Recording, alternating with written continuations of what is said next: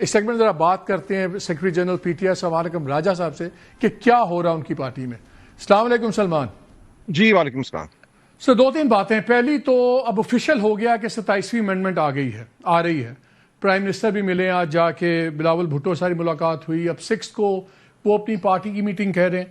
پہلے تو یہ بتائیں 26 امینڈمنٹ کے اندر آپ لوگوں کا انڈائریکٹ کنٹریبیوشن تھا جب مولانا فضل الرحمان سے آپ لوگ مل رہے تھے.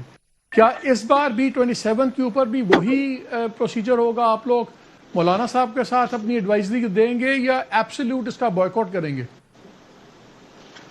دیکھیے پچھلی بار بھی بائیکاٹ ہی تھا. ایسا نہیں ہے کہ ہم نے کسی بھی حصے کو 26ویں ترمیم کی تسلیم کیا تھا, لیکن جو بہت ہی اس کی مکروہ شکیں تھیں ان کو کم کرنے میں یا نکالنے میں مولانا صاحب نے کہا کہ میں ساتھ دے سکتا ہوں, تو ہم نے کہا دیجئے. لیکن ایسا نہیں ہے کہ باقی کو ہم نے تسلیم کیا. اس دفعہ بھی جو پوری کی پوری یہ ترمیم ہے, ہم سمجھتے ہیں یہ آئین پر, عدلیہ پر ایک حملہ ہے جس کی کوئی شک ہمیں قبول نہیں ہے.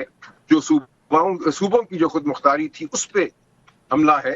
تو اگر کوئی تھوڑی بہت اس میں بہتری کے لیے کوئی قدم آگے بڑھاتا ہے تو ہم یقیناً اس کو کہیں گے کہ قدم بڑھاؤ, اس کو کم برا کرنے کی کوشش کرو. لیکن ہمارا موقف یہی رہے گا, اصولی موقف, کہ پوری کی پوری یہ ترمیم نامنظور ہے. نہیں, وہ تو اصولی موقف تو ہے, بٹ سوال یہ ہے آپ پھر یہ کہہ رہے ہیں کہ اگر دوبارہ مولانا صاحب اس میں لیڈ لیتے ہیں امینڈمنٹس کو لیڈ کرنے میں, تو آپ لوگ اسی طرح مولانا صاحب کے تھرو بات کریں گے؟